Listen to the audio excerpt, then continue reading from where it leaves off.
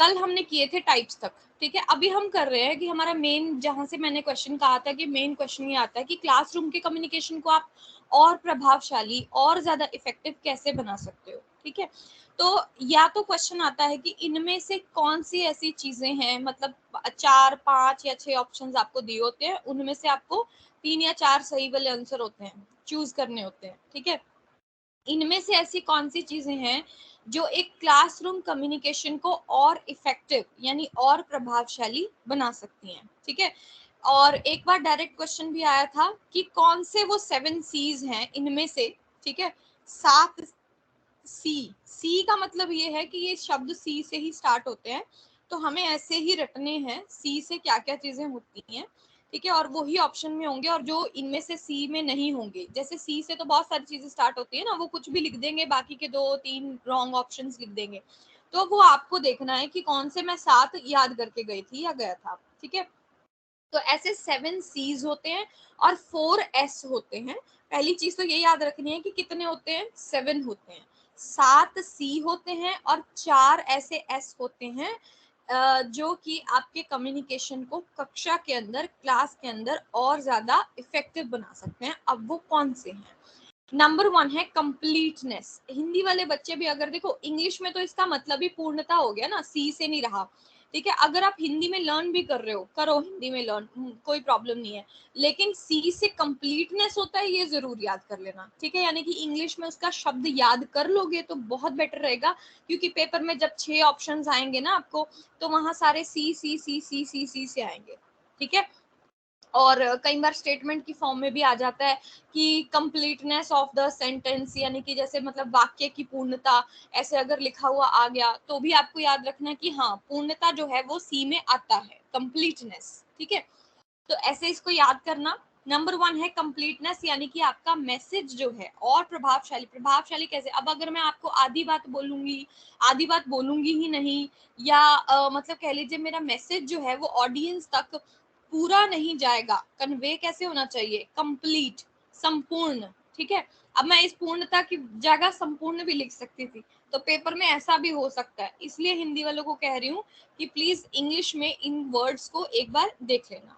तो आपका मैसेज कैसा होना चाहिए, कंप्लीट मैसेज होना चाहिए। तो फर्स्ट थिंग इज कंप्लीटनेस, ठीक है।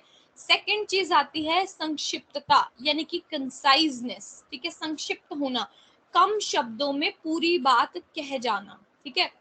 यानी कि जितने जितने शब्दों की जरूरत है उतने ही वर्डिंग्स को मतलब इस्तेमाल करना। ऐसा नहीं कि मैं कोई, मतलब एक छोटी सी बात मैंने कहनी है और उसके लिए मैंने मतलब ऐसे बना दिया पूरा, है ना। ऐसे नहीं, बोर हो जाता है कोई कोई भी है, अगर कोई भी व्यक्ति है, कोई कोई बच्चा भी है, आपका लेक्चर जब सुन रहा है, अगर आप एक ही चीज को बार बार दोहराए जाओगे या आप एक ही चीज के ऊपर बोले जाओगे, अब अगर मैं इसी पॉइंट के ऊपर आपको और 15 मिनट बोलूं, आप मुझे सुनोगे?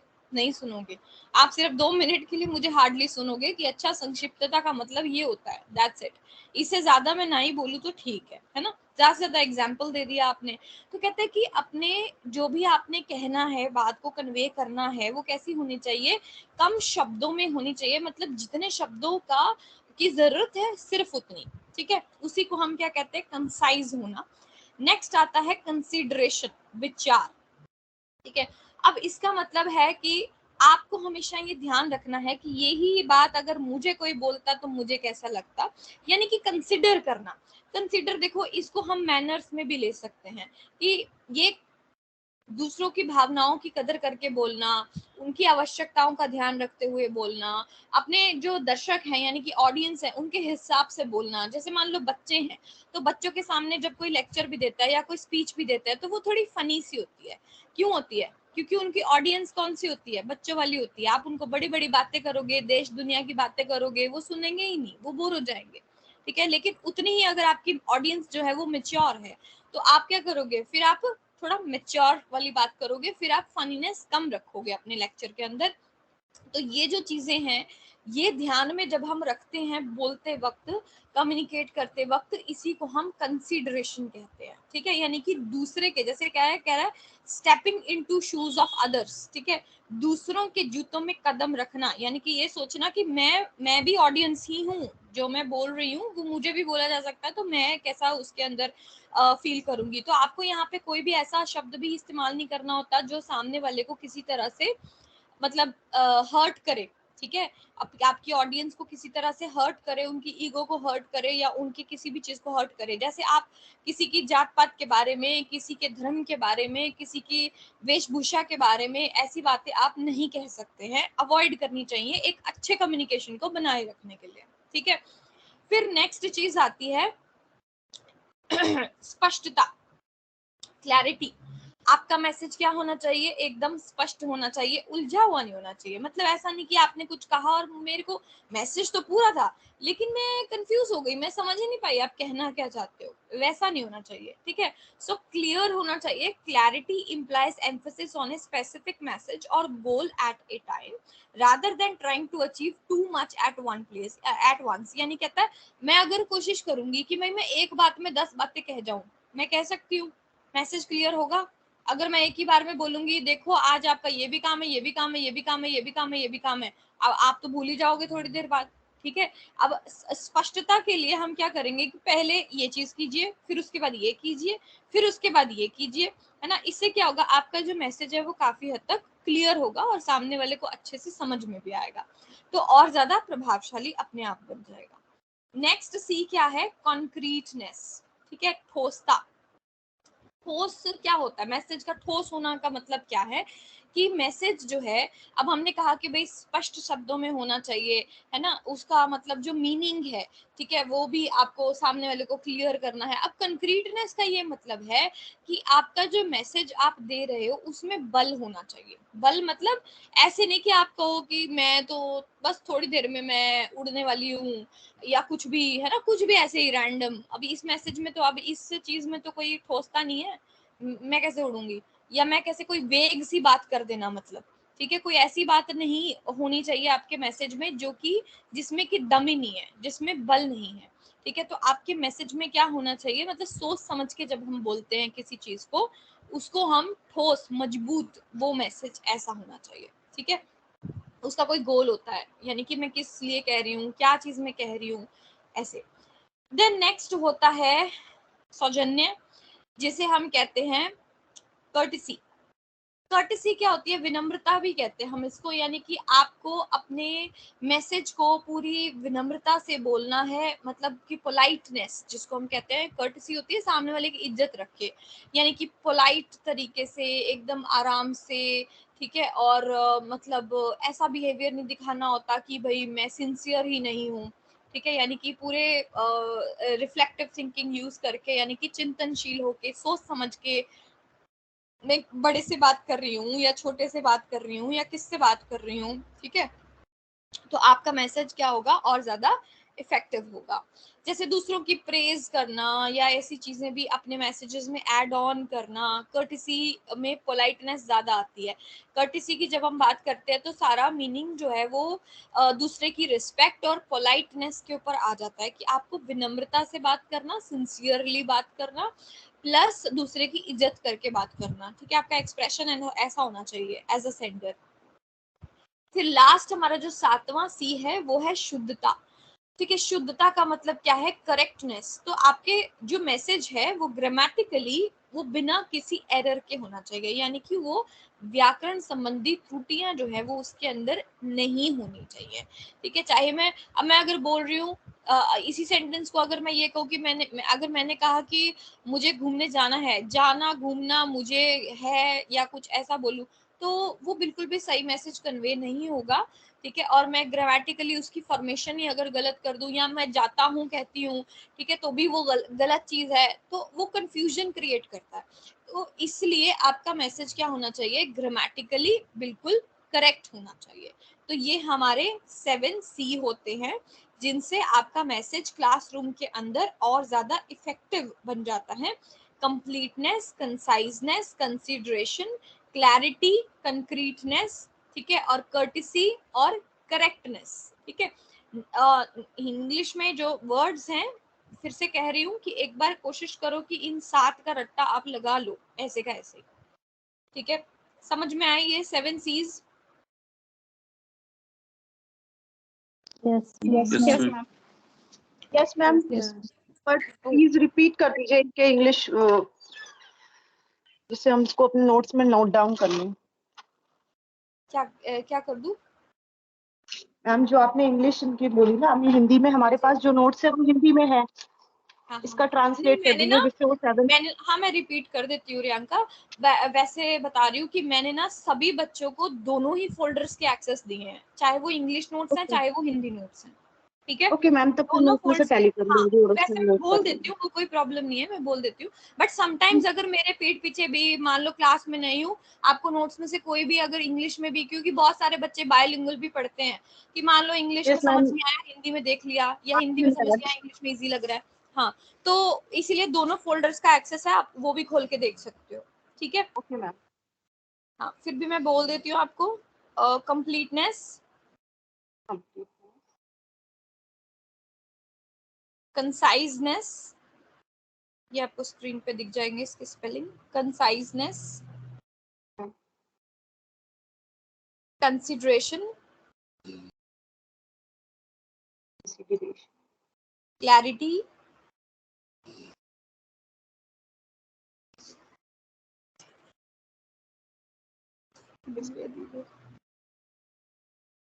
Concreteness, courtesy, correctness, okay, thank you ma'am. completeness, courtesy, correctness, ठीक है। अब आते हैं हमारे 7S, 4S, ठीक है। S कितने हैं और C कितने हैं, ये भी आपको, हाँ, ये भी आपको याद रखना है, ठीक है। S कितने होते हैं और C कितने होते हैं। अब हम देखेंगे कि S कितने होते हैं। अब देखो S, देखो फर्स्ट S क्या है, फर्स्ट S है शॉर्टनेस, ठीक है। ये मैंने इंग्लिश में, देखो इंग्लिश में ही लिखे हैं, क्योंकि ना शॉर्टनेस तो छोटा होना, या फिर वही बात हो जाती है संक्षिप्त होना, ऐसे बहुत सारे इसके सिमिलर वर्ड्स आ रहे थे, तो इसलिए हमने इंग्लिश में ही इसको रखा है इधर भी नोट्स के अंदर। तो शॉर्टनेस का मतलब है आपका मैसेज ज्यादा लंबा नहीं होना चाहिए, ब्रीफ में होना चाहिए, ठीक है। बहुत ही ब्रीफ होना चाहिए, उसके अंदर जितने भी तथ्य आपने दिए हैं सिर्फ वही होने चाहिए, रैंडम चीजें नहीं।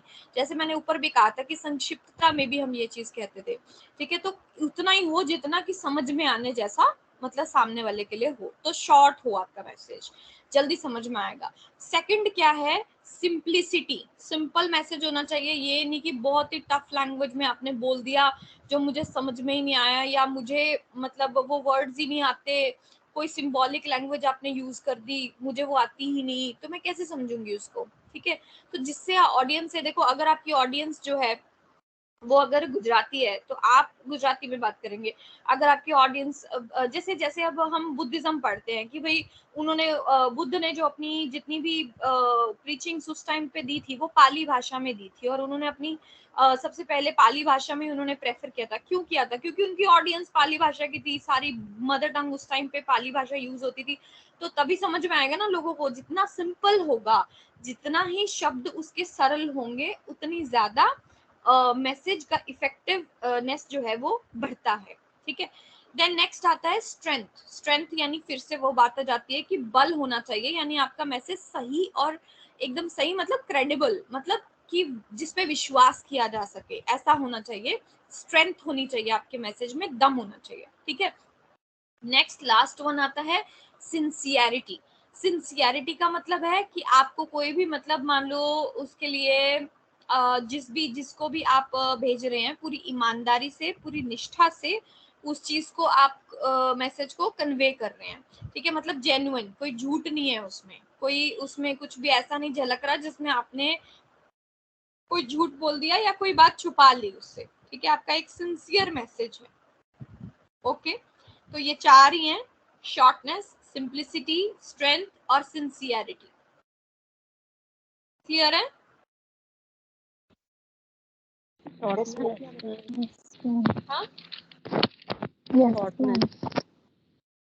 शॉर्टनेस एक बार और। शॉर्टनेस तो नाम से पता लग रहा है कि मैसेज छोटा होना चाहिए बस। और छोटा मतलब ऐसा नहीं कि भाई 2 शब्दों का होना चाहिए, छोटे का मतलब वही है कि कम शब्दों में। Message can be made brief, जैसे आपके नोट्स होते हैं, ठीक है। ऐसा नहीं, जब आप बुक्स उठाओगे, बुक्स में यही चीज एक एक पैराग्राफ, 2 पैराग्राफ में दी हुई है, जिसके लिए आपको पूरा पढ़ना पड़ता है, इतना बड़ा बड़ा चैप्टर दिया होता है। लेकिन अभी नोट्स में क्या होता है, बहुत ही ब्रीफ चीजें दी होती है। नोट्स मतलब बस मेन चीज पढ़ ली, क्योंकि उसमें शॉर्ट में मैसेज होता है और वो ज्यादा इफेक्टिव भी रहता है। आप लोग पॉइंटर्स याद करके चले जाते हो, तो उससे क्या होता है, इजी हो जाता है आपको, है ना। ठीक है, आगे चलूं। Yes ma'am. तो आपने इनके नाम याद कर लेने हैं।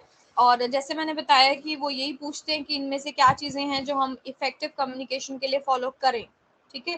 तो उनमें से आपको चूज कर लेनी होती हैं, यही सब लिखा होता है वहां पे, या तो सी से ऑप्शंस होते हैं या तो एस से ऑप्शंस होते हैं। नेक्स्ट हमारा टॉपिक है बैरियर्स टू इफेक्टिव कम्युनिकेशन।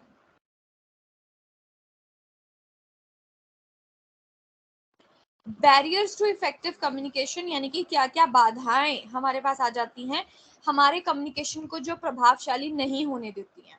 यानी कि मेरे कम्युनिकेशन, यानी एक टीचर के कम्युनिकेशन, आप जब पढ़ाएंगे तो आपके कम्युनिकेशन और आपके बच्चों के कम्युनिकेशन के अंदर जो भी चीजें अटकती हैं, जो भी चीजें बाधा का काम करती हैं, वो क्या क्या हो सकती हैं और क्या क्या होती हैं, ठीक है। तो यहाँ पे हमने अलग अलग टाइप के बैरियर की बात करनी है। नंबर 1 है सिमेंटिक बैरियर। देखो, सिमेंटिक शब्द आपके पेपर में कहीं भी लिखा हुआ आ जाए, टीचिंग में भी आ सकता है ये। सिमेंटिक, सिमेंटिक का मतलब होता है मीनिंग, ठीक है। सिमेंटिक का मतलब क्या होता है, मतलब ही होता है, ठीक है। मतलब का, इसका मतलब ही होता है, मीनिंग से होता है, क्योंकि एक बात के कई मीनिंग होते हैं, ठीक है। अब सामने वाला मेरे मीनिंग को क्या ले रहा है, जैसे मैंने मेटा कम्युनिकेशन की बात आपसे कल की थी, जब हम टाइप्स कर रहे थे, तो मैंने कहा था कि अगर मैं किसी को ये, मतलब उसमें एग्जाम्पल जैसे दिया था कि एक बंदे ने दूसरे बंदे को कहा कि मैंने तुम्हें आज से पहले इतने अच्छे से तैयार होके आते हुए नहीं देखा। इसका मतलब वो पहले जब आते थे तो वो अच्छे से तैयार नहीं होता था, एक मतलब इसका ये निकलता है। दूसरा, उसका अच्छा मतलब भी निकलता है कि आज वो बहुत अच्छा लग रहा है ना। तो हर बात के कई मीनिंग्स होते हैं। तो सामने वाला जो रिसीवर है, वो मेरी बात को पॉजिटिवली ले रहा है, नेगेटिवली। आप खुद भी कई बार सोचते होंगे कि जैसे आपकी कई बार किसी से बात हो रही है, मान लो सामने वाला आपकी बात को गलत तरीके से भी ले लेता है, मिसअंडरस्टैंडिंग भी हो जाती है, मीनिंग से मिसअंडरस्टैंडिंग हो जाती है कि आपने लिख के कुछ और भेजा। और ये चैट्स में ज्यादा होता है वैसे, जितना मैंने ऑब्जर्व किया है, कि आपने किसी को कुछ लिख, क्योंकि चैट कभी भी इमोशन नहीं बताती है ना। या तो आपको साथ में इमोजी बनाना पड़ता है कि आप हंसते हंसते ये बात कह रहे हैं, या फिर आप गुस्से में ये बात कह रहे हैं, या कैसे कह रहे हैं, ठीक है। वहां पे सिमेंटिक बैरियर बहुत ज्यादा होता है। लेकिन अगर मैं किसी से फोन पे बात कर रही हूँ, तो मेरे टोन से समझ में आ जाता है कि भाई मैं गुस्से में हूँ, या मैं हंस के ये बात कह रही हूँ, या मैं मजाक कर रही हूँ, मैं क्या कर रही हूँ। तो वहां पे सिमेंटिक बैरियर वैसे तो कम आता है, बट स्टिल सामने वाला आपका क्या मीनिंग निकाल रहा है उस बात का, वो ही सिमेंटिक बैरियर होता है, यानी कि आपकी और सामने वाले की बात के अंदर बाधा, ठीक है। तो अब इसमें देखो कि कहता है इसमें क्या क्या रीजंस हो सकते हैं। एक तो similar words with different meaning. अब कई बार क्या होता है, कई बार तो भाई ग्रामेटिकल चीजें हो जाती हैं, जैसे कि ये पहला वाला है हमारे पास होमोफीम। अभी इंग्लिश वालों को तो पता होगा, होमोफीम होमोग्राम्स होते हैं, यानी कि एक जैसे वर्ड्स जिनका मीनिंग डिफरेंट होता है। ऐसे कोई वर्ड पता है? हेलो मैम इफेक्ट, ए वाला क्या? इफेक्ट और ई हाँ, वाला। इफेक्ट, अफेक्ट हम यूज करते हैं, ठीक है। सी, और एक देयर, देखने देयर वाला हम और यूज एक करते हैं। सी। और सी, सी, एस डबल ई सी, और एक हाँ, समुंदर समुंदर वाला एस सी ई और ए। एक देखने वाला सी, है ना। डिफरेंट मीनिंग्स हैं बट प्रोनाउंसिएशन सेम है। तो ऐसी चीजों में भी दिक्कत आ जाती है कि मैंने कुछ लिख के, चलो लिख के तो पता ही लग जाएगा क्योंकि सेम सेम नहीं है। अब लिख के में भी मैं बताती हूँ कि लिख के में अगर मैंने लिखा बुक, बुक, एक तो बुक करने का मतलब होता है कि टिकट बुक करना, एक बुक का मतलब होता है किताब, है ना। स्पेलिंग सेम है वहां पे भी। तो ऐसी चीजों में जब मिस्टेक्स क्रिएट हो जाती हैं, आप मीनिंग कुछ और डिराइव कर रहे हो उस चीज का, ठीक है, तब भी एक तो बैरियर आ सकता है। अब क्लास में बच्चे ने मुझसे पूछा मैम बुक का मीनिंग क्या है, तो अगर मैंने कह दिया भाई किताब है, वो तो गलत मीनिंग ले लेगा ना उसका। क्या पता वो ये सेंटेंस पढ़ रहा हो कि I have yesterday I have book the ticket, क्या पता वो ये सेंटेंस पढ़ रहा हो। तो मुझे बच्चे से पूरा सेंटेंस पूछना पड़ेगा, then only I can tell the meaning, ठीक है, कि किस कॉन्टेक्स्ट में आप यूज कर रहे हो उसको।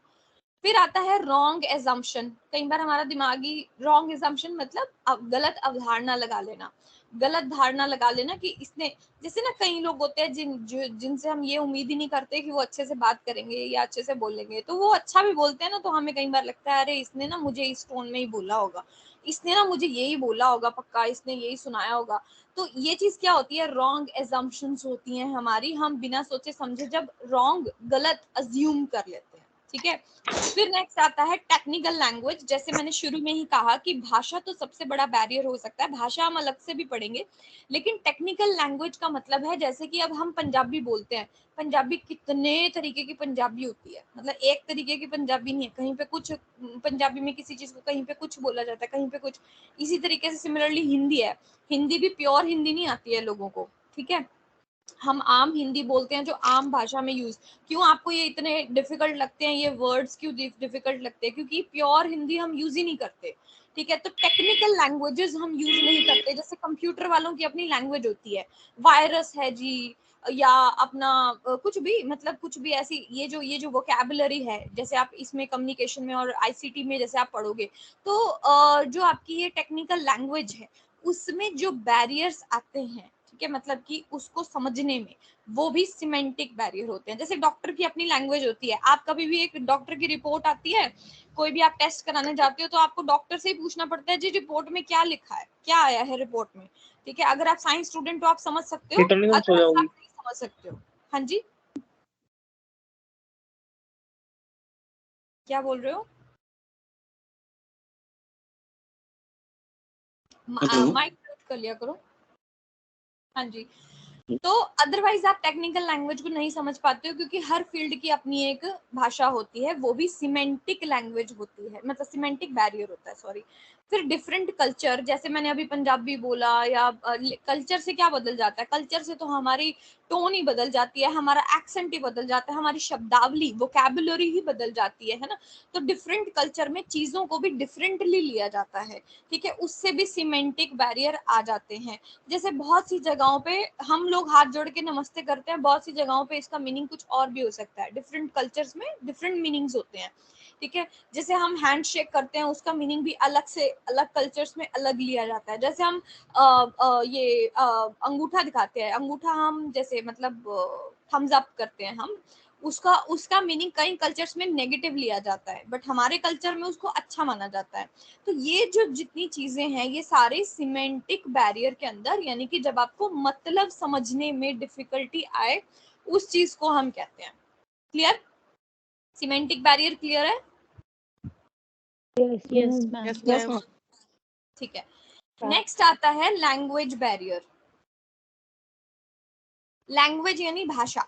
अब ये तो नाम से क्लियर है कि अगर आपकी भाषा और ऑडियंस की भाषा क्या होगी, अलग होगी, तो उससे क्या होगा, समझ में नहीं आएगा, राइट? हेलो हाँ जी। मैम, ये सिमेंटिक बैरियर में जो ऊपर आपने लिखा है, it is based on the same words, is it words और world? Word word word words है ना? गलती से लिखा गया होगा, शब्दों के बारे में बात होती ओवरऑल इसका मतलब यही हुआ कि सेंटर की साइड से कोई भी मैसेज कन्वे हो रहा है, वो उसको गलत इंटरप्रेट कर लेना। है। हाँ, गलत मीनिंग से गलत इंटरप्रेट कर लेना, ओके। उसका मीनिंग, हाँ इंटरप्रेट कर लेना, गलत मीनिंग ही इंटरप्रेट करते हैं हम गलत।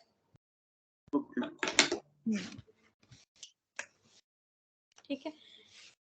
फिर आता है आपका लैंग्वेज बैरियर। लैंग्वेज बैरियर के अंदर तो आपको देखो मेन क्या है, आपकी वोकैबुलरी आ जाती है, आपकी शब्दावली। अगर मैं बहुत ही ज्यादा डिफिकल्ट लैंग्वेजेस यूज करनी शुरू कर दूंगी, या फिर मान लीजिए ऐसी भाषा यूज करनी शुरू कर दूंगी जो आपको आती ही नहीं है, तो वो एक लैंग्वेज बैरियर क्रिएट करेगा। ऐसे शब्दों का प्रयोग करना जो जो रिसीवर को पता ही नहीं है, ठीक है, या टेक्निकल वर्ड्स का यूज करना, ठीक है, जैसे ऊपर मैंने जो टेक्निकल वर्ड्स बताए, क्योंकि हर फील्ड के टेक्निकल वर्ड्स डिफरेंट होते हैं। जैसे हमारे यहाँ पे अगर मैं कहूँ कि बीएड एमएड में हम जब हम पढ़ते हैं तो हम टीचर और स्टूडेंट को स्टिमुलस और रिस्पॉन्स भी बुला देते हैं, हम ये भी बुला देते हैं। बट मैं आपको वो चीज कहूंगी तो आपको थोड़ी समझ में आएगा कि किसको स्टिमुलस बोल रही है मैम और किसको, ऐसे तो हम ये भी कह देते हैं कि इंडिपेंडेंट और डिपेंडेंट वेरिएबल, है ना। बहुत सारे अलग अलग नेम भी होते हैं। हम जब हमारी टीचर ये बोलती है तो हम समझ पाते हैं उस चीज को। जो आपके फील्ड्स हैं, आपकी टीचर जो बोलती होंगी वो आप समझते होंगे, लेकिन हम नहीं उसको समझ सकते, राइट। सो इसी तरीके से इनअप्रोप्रिएट अगर आप वर्ड्स यूज करेंगे जो वहां पे यूज नहीं होने चाहिए तो लैंग्वेज में बैरियर आएगा, ठीक है। थर्ड आता है ऑर्गेनाइजेशनल बैरियर।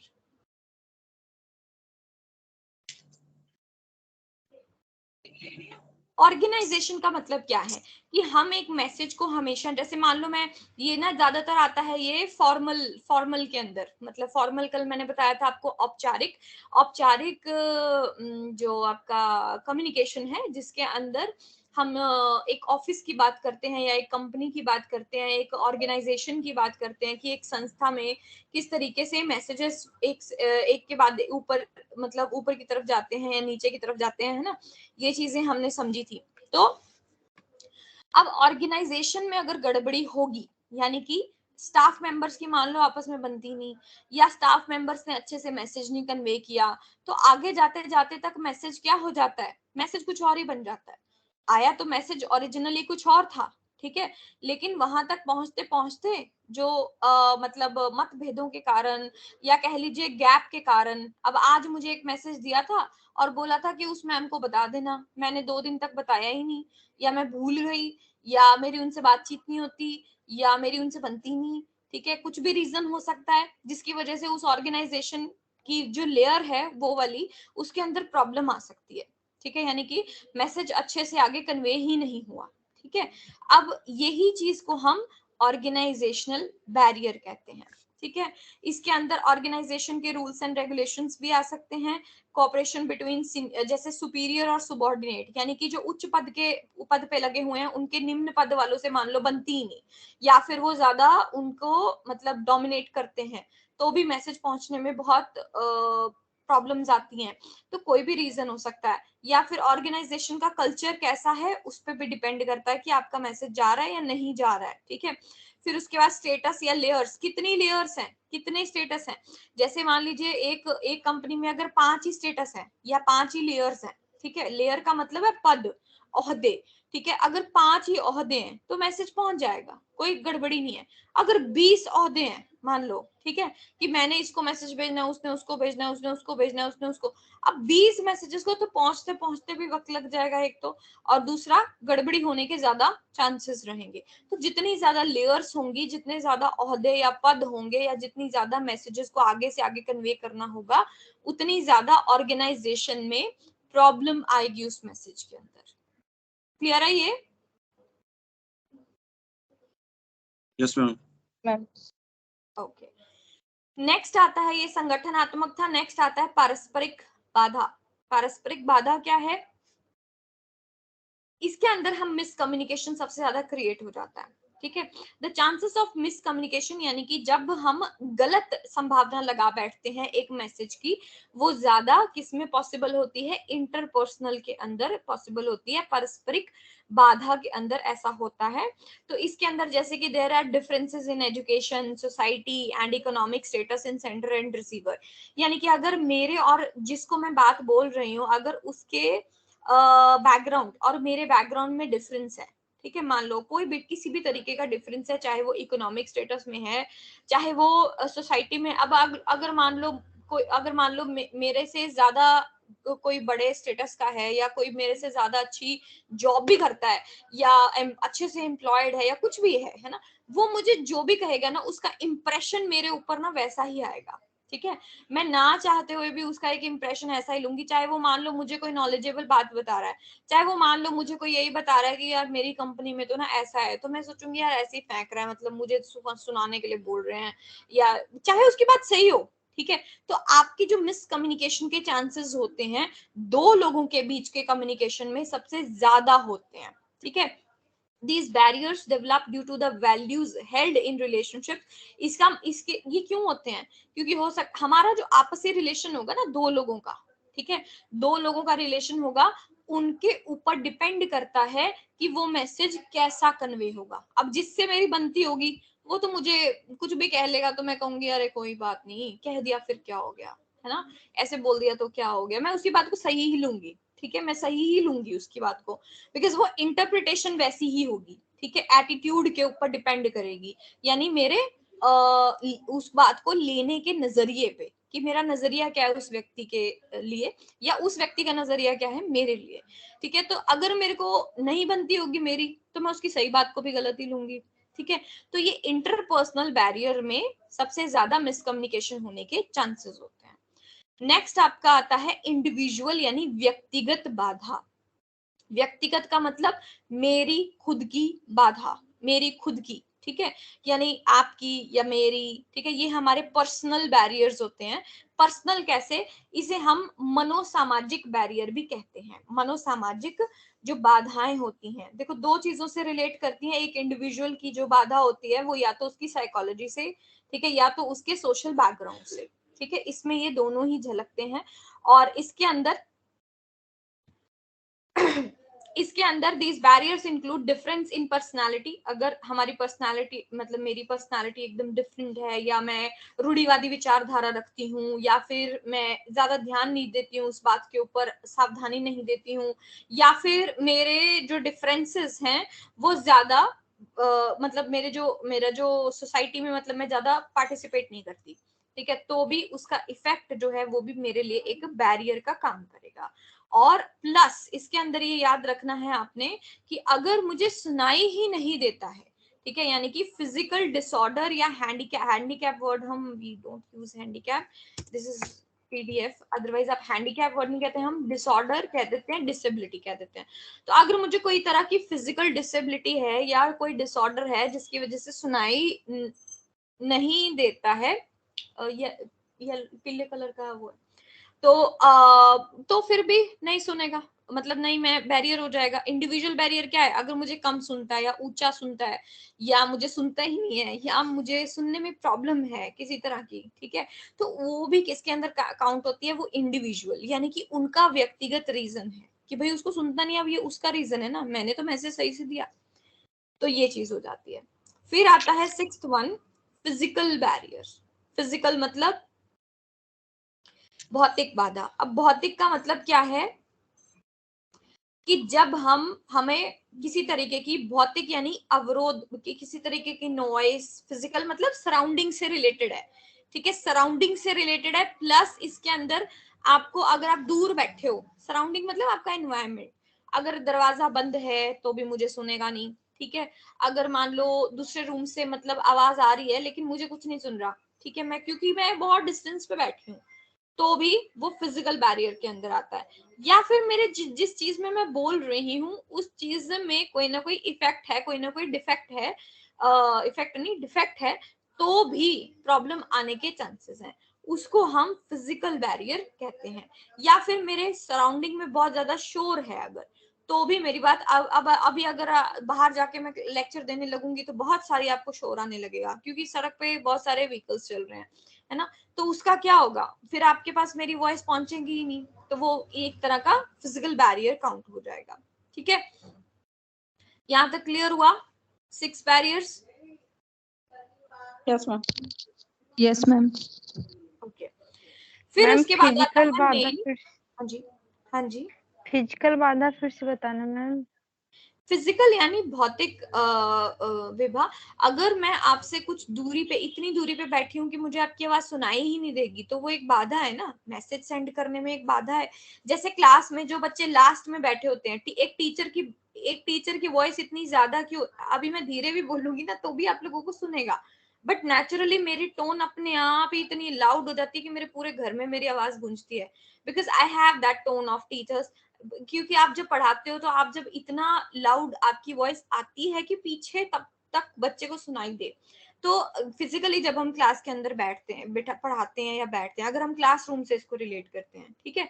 अदरवाइज अगर दरवाजा बंद है या मैं कोई टफन रूम में बैठी हूँ, साउंड प्रूफ रूम में बैठी हूँ, या शोर बहुत ज्यादा हो रहा है, तो भी चांसेस हैं कि आपकी आवाज जो है वो प्रॉपर मैसेज जो है वो नहीं आएगा, ठीक है, सुनाई ही नहीं देगा मैसेज, उसको हम कहते हैं। मैम इसमें ये तो नहीं आएगा ना जैसे कि नेटवर्क प्रॉब्लम हो गया, क्योंकि ये तकनीकी बाधा हो जाएगी। हाँ नहीं, वो नहीं आएगा, नेटवर्क नहीं आएगा। यस। हाँ जी, तो नेक्स्ट है साइकोलॉजिकल बैरियर, ठीक है। साइकोलॉजिकल पर्टिकुलरली आपके मनोविज्ञान से संबंधित है कि अगर मान लो बच्चे ये क्लासरूम में सबसे ज्यादा होता है, ये क्लासरूम में एक मिनट होल्ड रखना, एक मिनट।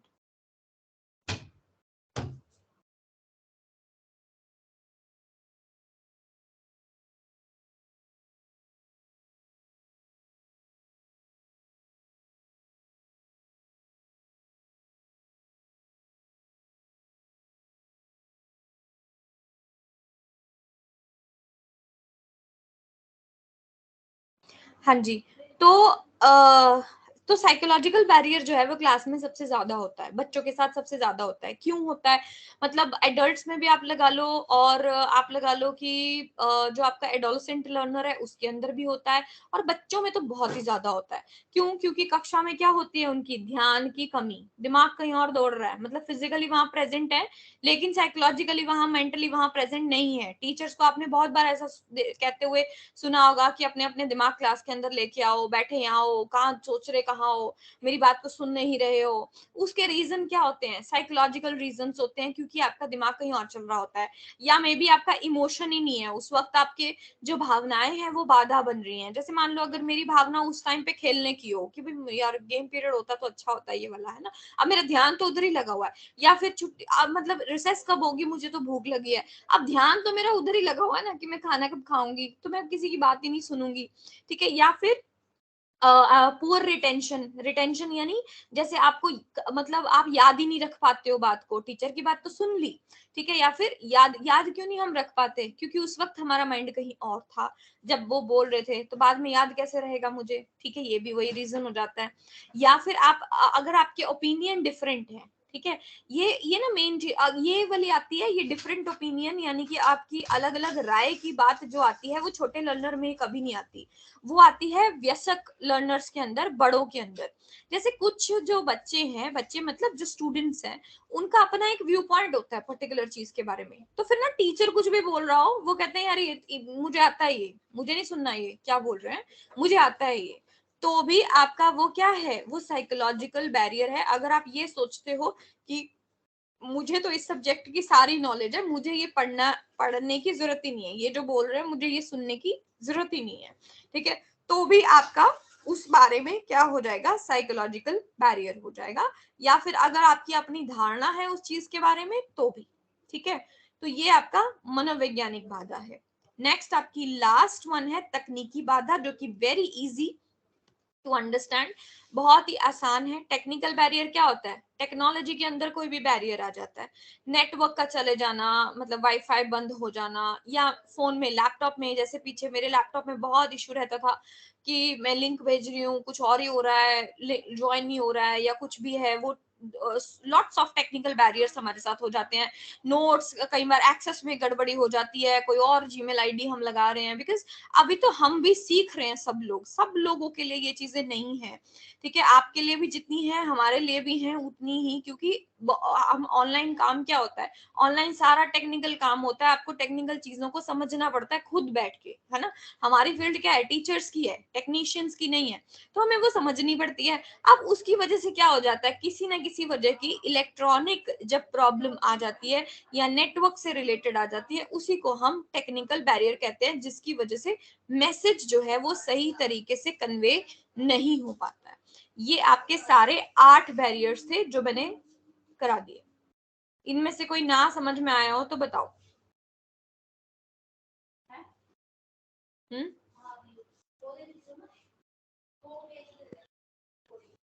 आ गए हैं मैम। ओके, ठीक है जी, ठीक है। ठीक है, मैं नेक्स्ट भी करवा देती हूँ। देखो नेक्स्ट क्या है आपका कि व्हाट इज मास कम्युनिकेशन। ये ना अलग से दिया हुआ है आपके सिलेबस में, ठीक है, कि मास कम्युनिकेशन क्या है।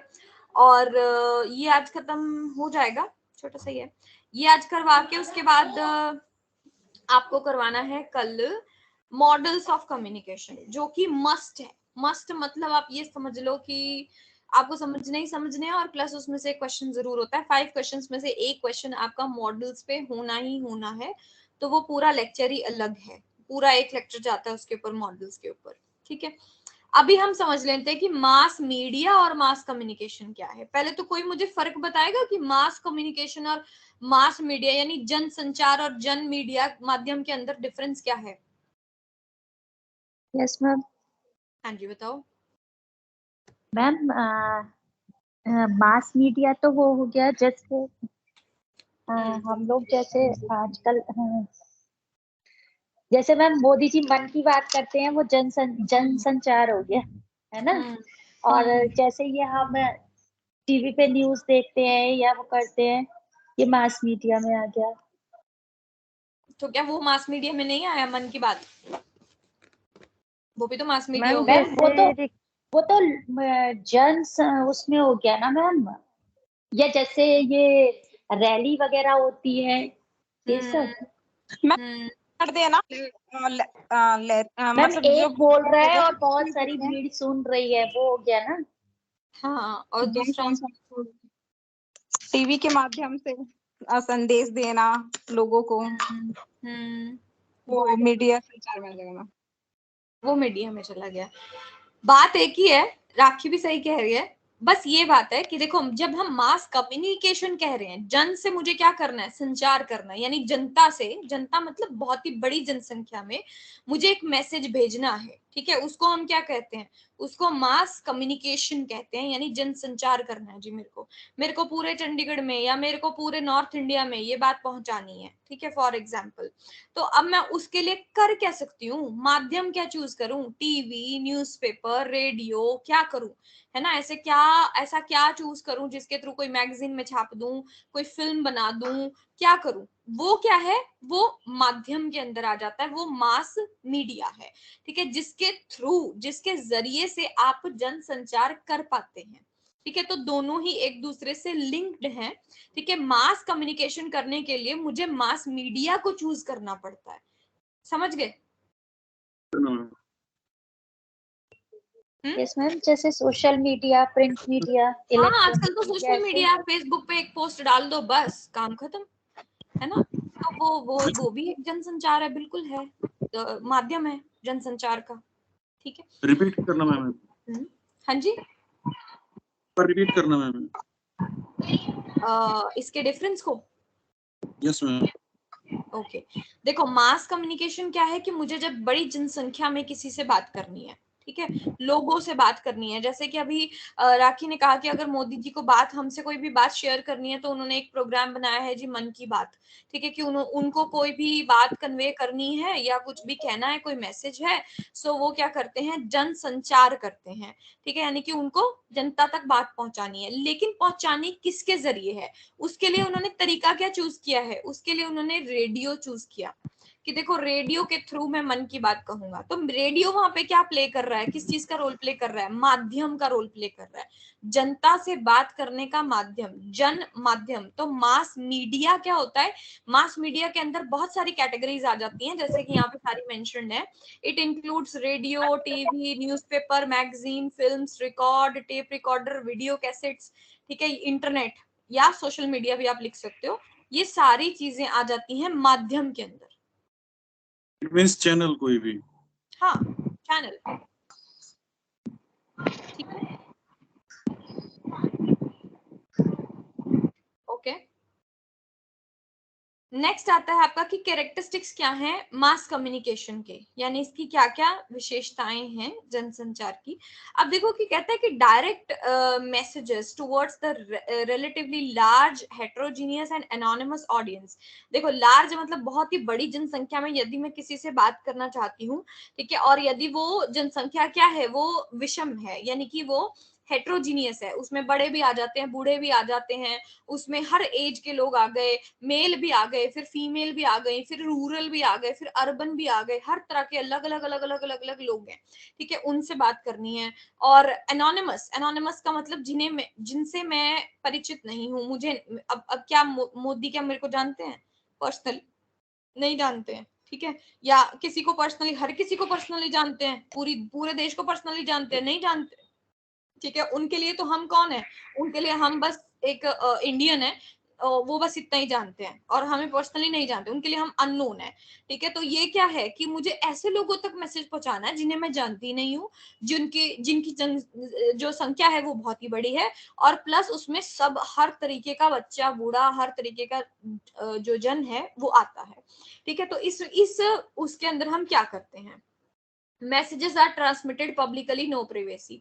इसके अंदर पहली चीज तो कोई भी, इस संदेश के अंदर कोई भी गोपनीयता नहीं रखी जाती है। गोपनीयता का मतलब क्या है, नो प्रिवेसी, ठीक है, कोई प्रिवेसी नहीं रखी जाती है इसके अंदर। दूसरा, short duration messages are for immediate consumption, ताकि जो जनसंख्या है जल्दी से जल्दी समझ जाए, तो छोटे मैसेजेस ज्यादा रखे जाते हैं। ऐसा नहीं कि मुझे पूरी स्पीच ही देनी है हर बात पे, ऐसा कुछ नहीं है। एक अनाउंसमेंट जब हम करते हैं जनसंचार में, तो एक अनाउंसमेंट कैसी होती है, कम शब्दों में होती है।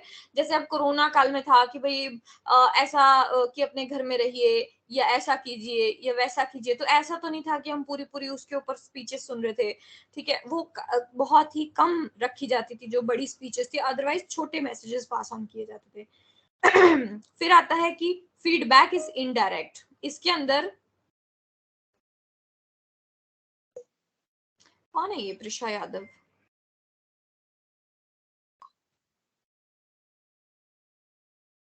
तो इसके अंदर क्या है कि फीडबैक इनडायरेक्ट रहती है। इनडायरेक्ट का मतलब अप्रत्यक्ष तौर पर।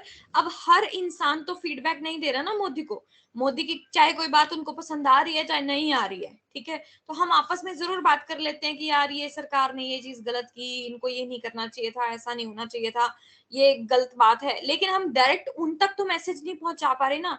इनडायरेक्ट का मतलब क्या है कि अगली बार हम उनको नहीं चूज करेंगे, ये इनडायरेक्ट है, ठीक है। ज्यादा से ज्यादा इनडायरेक्ट ये है कि हाँ भाई हम आपको चूज नहीं कर रहे, हम किसी और को चूज कर रहे हैं। ये इनडायरेक्ट प्रतिपुष्टि जो है इसके अंदर होती है, ठीक है। हम डायरेक्टली उसको मैसेज नहीं, क्योंकि इतनी बड़ी जनसंख्या है तो हर किसी की फीडबैक नहीं ले पाते हैं, ठीक है। और नॉन एग्जिस्टेंट और डिलेड, और ये विलंब, इसमें विलंब भी हो जाता है फीडबैक में। विलंब का मतलब अब जब इलेक्शन आएंगे तब देखेंगे ना हम, तो 5 साल बाद तब देखेंगे कि तब क्या करना है, तब हमारा डिसीजन क्या होगा, तो इतना डिले हो जाता है। मतलब तब तक तो हम कोई बात नहीं कर सकते, हम उन तक अपना मैसेज नहीं पहुंचा सकते कि हमें उनकी सरकार की चीजें अच्छी लग रही हैं या नहीं लग रही हैं, ठीक है, तब तक हम कोई डायरेक्ट मैसेज नहीं कर सकते। फिर कहता है कि cost per exposure,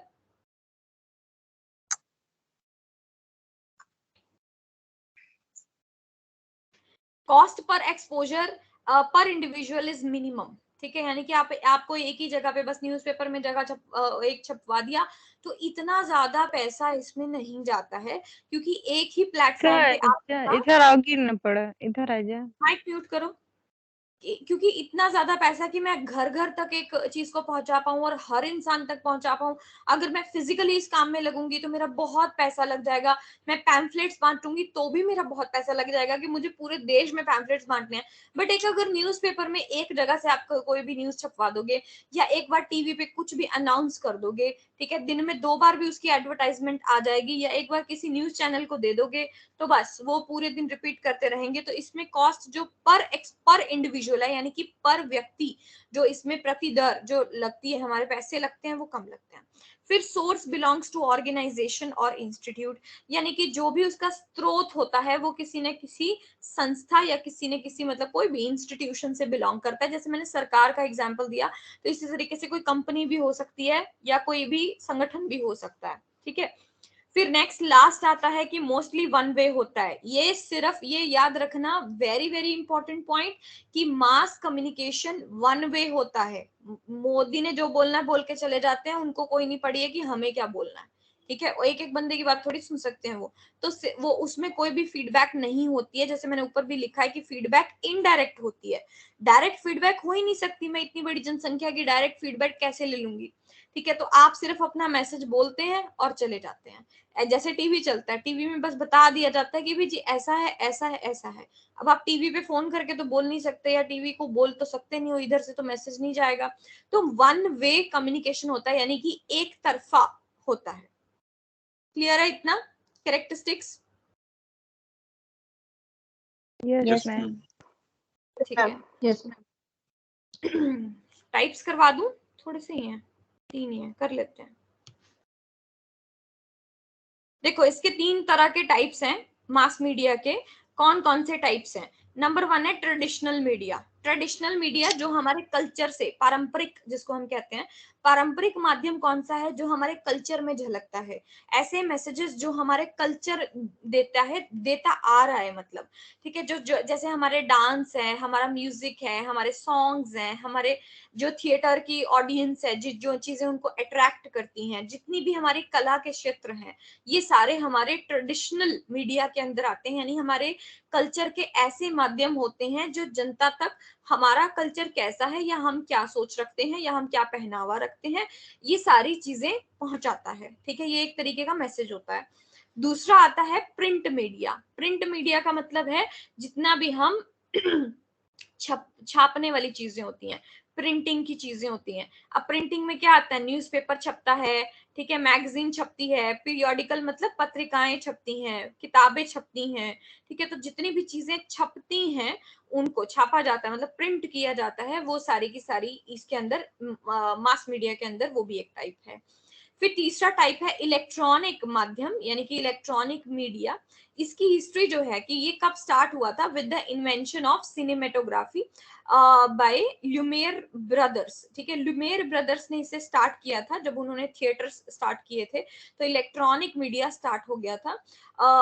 who conducted the premiere show of cinema in 1895, 1895 में स्टार्ट हुआ था, जब उन्होंने लेटर उन्होंने क्या किया था? The radio was invented. Radio तो मैक्रोनी ने अब इन्वेंट कर दिया था उसके बाद। ठीक है, और फर्स्ट रेडियो स्टेशन जो है वो कहाँ पे था? पिट्सबर्ग के अंदर, न्यूयॉर्क में, शिकागो के अंदर 1920 में पहला रेडियो स्टेशन बना था। ठीक है, in short the term electronic media mainly includes, इसके अंदर मेन क्या चीजें आती हैं? सिनेमा यानी फिल्म्स आ जाती हैं, रेडियो और टेलीविजन। ये 3 चीजें किस में आ जाती हैं? इलेक्ट्रॉनिक मीडिया में आ जाती हैं। और ये कब शुरू हुआ? इसको थोड़ा 4 लाइनों में पढ़ लोगे तो अच्छा रहेगा, ये फैक्चुअल इंफॉर्मेशन है, इसको याद कर लेना। ठीक है, लास्ट हमारे पास आता है न्यू मीडिया या सोशल मीडिया। आजकल जो चल रहा है, आजकल क्या चल रहा है जी? मैम इलेक्ट्रॉनिक मीडिया नहीं समझ में आया। इलेक्ट्रॉनिक का मतलब है जो बिजली से उपकरण चलते हैं। अब न्यूज़पेपर और ये मैगजीन, ये तो बिजली से नहीं चलते थे, बुक्स वगैरह। इसके बाद बिजली से चलने वाली चीजें आ गई इलेक्ट्रॉनिक। ठीक है, जिनके अंदर क्या क्या चीजें आती हैं? फिल्म, अगर आपके घर में बिजली नहीं है तो आप फिल्म नहीं देख सकते, रेडियो भी नहीं सुन सकते, रेडियो भी सैटेलाइट से चलता है, तो वो भी इलेक्ट्रॉनिक हो गया। ठीक है, प्लस आपका टीवी भी, टीवी के जो चैनल्स आते हैं वो भी सैटेलाइट के थ्रू ही आते हैं। ठीक है, और प्लस वो बिजली से भी चलता है। तो दोनों ही सारी चीजों में जिसमें हमें इलेक्ट्रॉनिक की जरूरत पड़ती है वो हमारा इलेक्ट्रॉनिक मीडिया है। ठीक है, यस मैम। हाँ जी, तो सोशल मीडिया में क्या क्या चीजें आती हैं बताओ? सारा दिन तो यूज करते हो। मैम टेलीविजन हो गया, इंटरनेट हो गया। इंटरनेट या टेलीविजन नहीं आता इसके अंदर। ठीक है, टेलीविजन अलग हो गया, टेलीविजन तो उसके अंदर ही आ गया। इसके अंदर आता है आपका ये आपकी जितनी भी सोशल मीडिया साइट्स हैं, जितनी भी आप यूज करते हैं, ट्विटर है, व्हाट्सएप है, हाँ ट्विटर्स, हाँ, ठीक है, ये सारे आ जाते हैं। ब्लॉगिंग, ब्लॉग करना, ये भी इसके अंदर ही आता है। पॉडकास्ट, पॉडकास्ट क्या होता है?